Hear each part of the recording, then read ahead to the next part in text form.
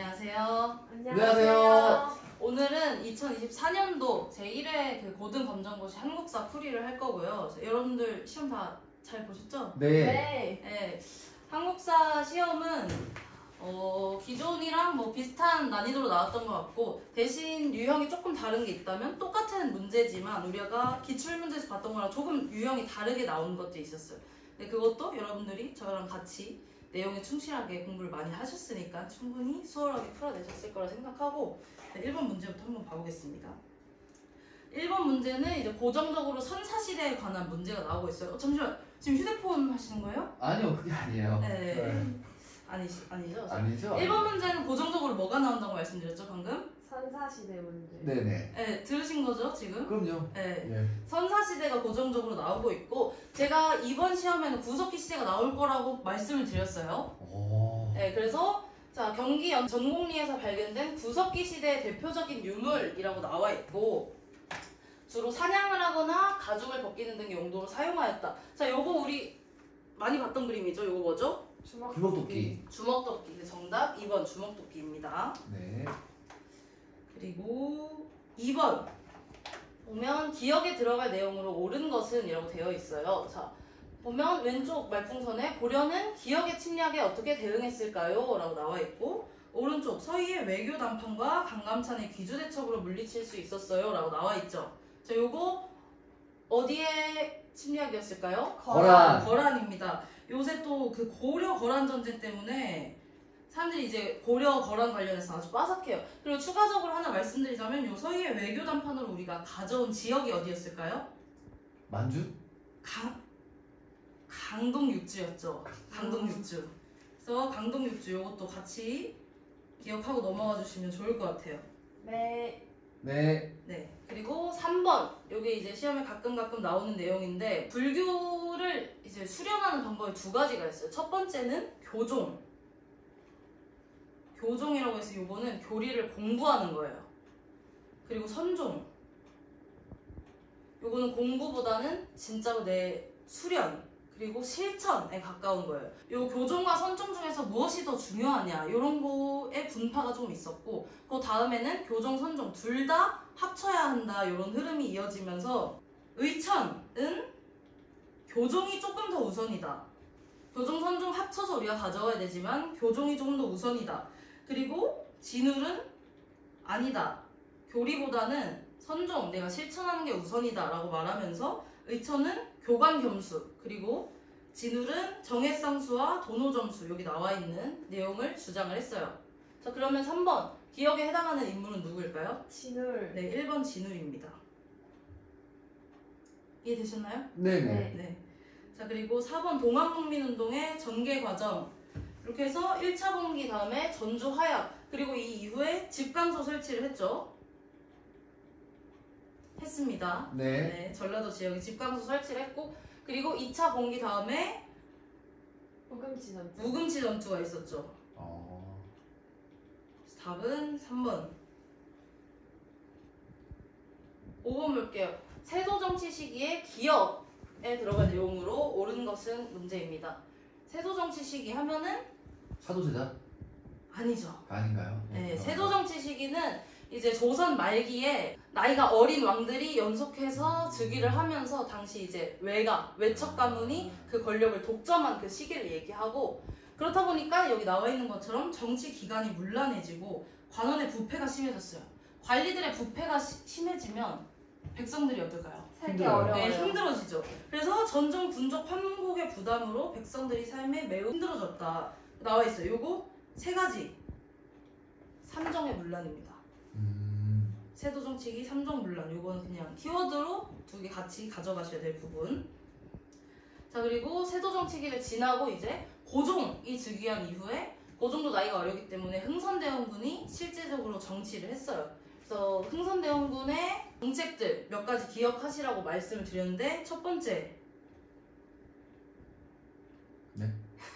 첫 번째가 여기 나오는 내용인데, 자, 볼게요. 유생들이 반발하자 흥선대원군이 크게 놓아요. 이곳은 존경받는 선현을 제사하는 곳인데 지금은 붕당의 근거지가 되지 않았냐라고 말을 했어요. 요거는 서원이에요. 서원. 그래서 이 흥선대원군 그 정책을 보자면 흥선대원군은 서원을 딱 47개만 남겨놓고 전부 다 없앴어요. 그래서 서원 철폐. 그리고 두 번째로 임진왜란 때 이제 불타서 없어진 경복궁을 중건하고 경복궁. 그리고 세 번째 합의 세운 거 요가 이렇게 세 가지 기억하라고 제가 말씀드렸고 그래서 요거는 서원 철폐에 관한 내용입니다. 네. 자, 다음 넘어갈게요. 7번 다음에서 설명하는 정치 세력은 그래서 인물에 김옥균, 박영효 이렇게 나와 있죠. 요게 익숙한 이름일 거예요. 이 사람들이 갑신정변의 주요 인물들이에요.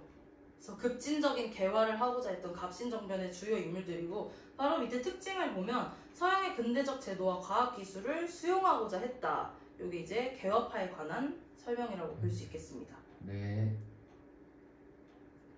그리고 8번 사실 유물 문제는 이제 그림을 보고 맞춰주셔야 되는데 이게 금동대학로예요. 네. 그래서 이거는 4번 이렇게 선택하고 네. 넘어가겠습니다. 그리고 이 9번이 살짝 어려웠을 수도 있겠다고 저는 생각을 했는데 일단 문제를 한번 볼게요. 다음 정책을 펼친 조선의 국왕은 이라고 나와 있고 요 보기에는 임진왜란 이후 피해 극복을 위해 노력했다. 임진왜란이면 이제 조선 중기라고 보시면 될 것 같고 명과 후금의 싸움에 말려들지 않고 실리를 취하려 했다. 요게 중립 외교에 관한 설명이에요. 그래서 요게 조선 광해군 중립 외교에 관한 설명이어서 답은 1번 찍어주시면 될 것 같고 이런 문제가 어려우면 제가 항상 말씀드렸던 게 문제에 시대가 나와 있어요. 여기도 지금 조선의 국왕이라고 나와 있죠. 근데 만약에 내가 이 왕이 누군지 모르겠다 하면 밑에 다른 선지들을 봐요. 해공왕, 통일신라예요.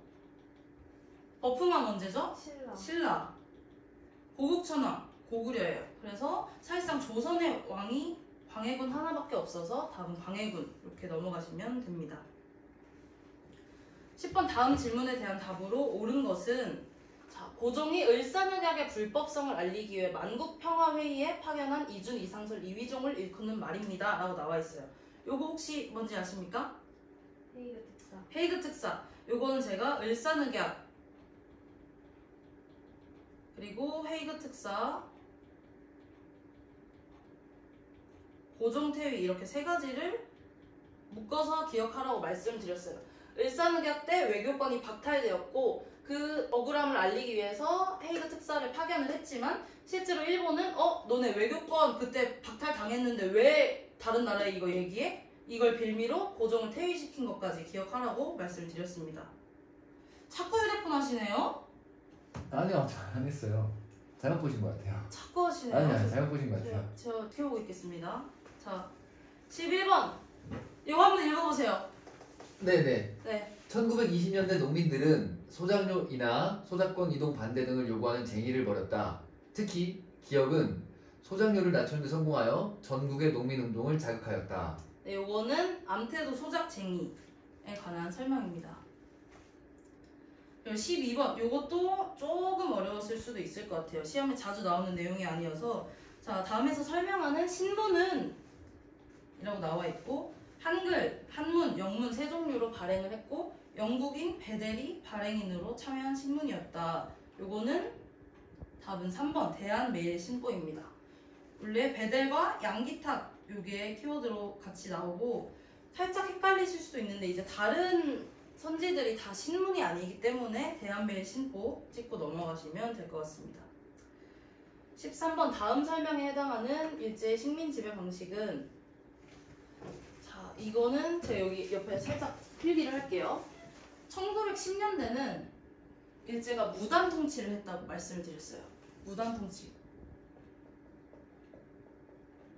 나쁜 놈들. 예, 요거는 이제 힘, 무력을 가지고 통치를 하려고 했던 거예요. 그래서 이때 나왔던 게 헌병경찰제. 그리고 칼등교사 이런 게 있었어요. 선생님이 수업 시간에 칼을 차고 들어오는 거예요. 그래서 아까처럼 휴대폰 하는 학생 있으면 너 일로 나와. 이런 거예요.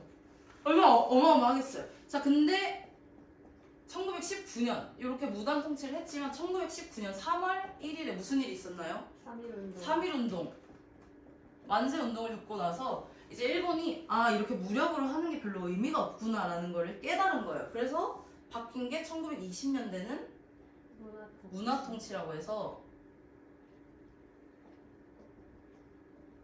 이렇게 무력으로 사용하던 것들을 조금 완화시키기 시작합니다. 그래서 요 13번에서 설명하는 내용은 3.1운동을 계기로 이제 한국을 지배하기 어렵다고 판단해서 문화적 제도의 혁신을 내세웠다. 이게 2번 문화통치에 관한 내용입니다. 다음 장으로 넘어가겠습니다. 자, 14번 다음에서 설명하는 인물은 이거 누구인가요? 유관순 누나요. 네. 유관순 누나라는 표현보다는 열사라는 표현을 좀 사용해 주시는 게 더 올바를 것 같아요. 자, 그래서 인물 문제는 대부분 우리가 알고 있는 얼굴들이 나오기 때문에 이거는 이제 가볍게 풀고 넘어가시면 될 것 같아요. 15번 기억에 들어갈 내용으로 옳은 것은 이라고 나와 있습니다. 개항 이후 일본으로 곡물 수출이 늘어나자 곡물 가격이 오르고 사람들의 피해가 커졌다. 이에 일부 지방간들은 기역을 선포하여 곡물 유출을 막고자 하였다. 요거는 방곡령에 관한 설명이에요. 이제 곡식이 유출되는 것을 방지하는 명령이다 해서 방곡령. 16번 맞히셨어요? 아니요, 틀렸어요. 저도요. 네, 요게 조금 어려운 문제였던 것 같아요.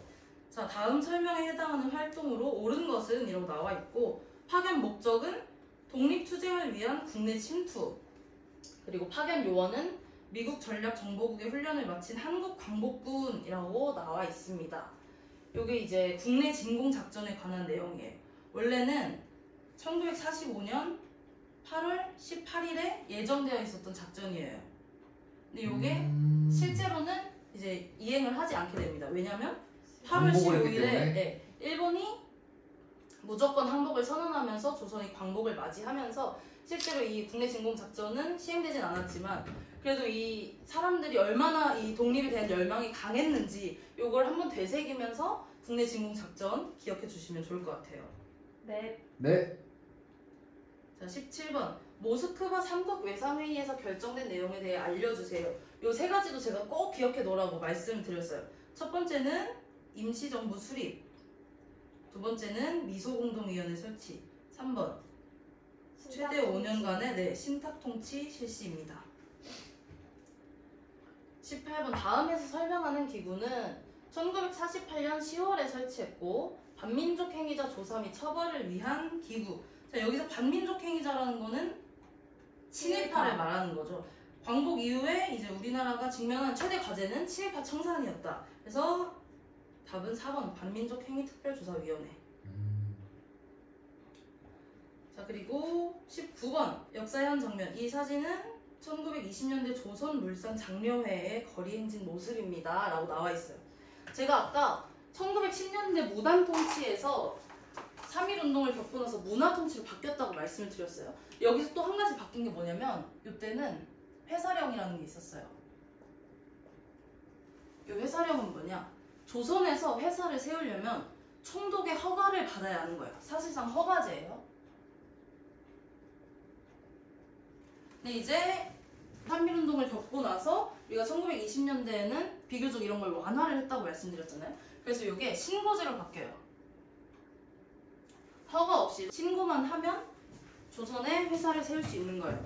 이게 사실은 일본 입장에서는 그래 너네 원하는 대로 해줄게 회사 차려봐 겉보기에 목표가 있었지만 실제로는 일본 회사의 유입을 더 용이하게 해주는 제도였어요. 그래서 1920년대 신고제를 시행하고 나서 일본 회사가 너무 많이 들어온 거예요. 근데 우리는 쇄국 정책이라고 해서 우리나라 꽉꽉 닫아놓고 있었어요. 그래서 우리는 기술도 일본에 비해서 부족한 상태고 일본은 높은 기술력과 자본을 가지고 우리나라에 들어오니까 사실상 일본 회사가 팔고 있는 물품이 우리나라 것보다 훨씬 좋은 거예요. 근데 우리가 지금 일제 탄압을 받고 있는 이 상황에서 굳이 일본 물건을 사줘야 됩니까? 아니요. 아니요. 일본 물건을 사줘야 됩니까? 아니요. 아니죠. 그래서 이때 이 물산 장려 운동이라는 게 일본 기업 거 사지 말자. 우리나라 거 쓰자. 토산품 쓰자. 라는 그런 운동이었어요. 그래서 행진에 참여한 사람들은 여기 다시 볼게요. 행진에 참여한 사람들은 기억이라는 구호를 외쳤습니다. 요거 답 무엇일까요? 3번. 네, 3번. 조선 사람 조선 것. 요게 물산 정리 운동에 대한 설명이었습니다. 아, 최근에 노제팬 운동이랑 비슷한 거네요, 그럼. 네, 그렇죠. 아, 두 번째였군요, 노제팬 운동이.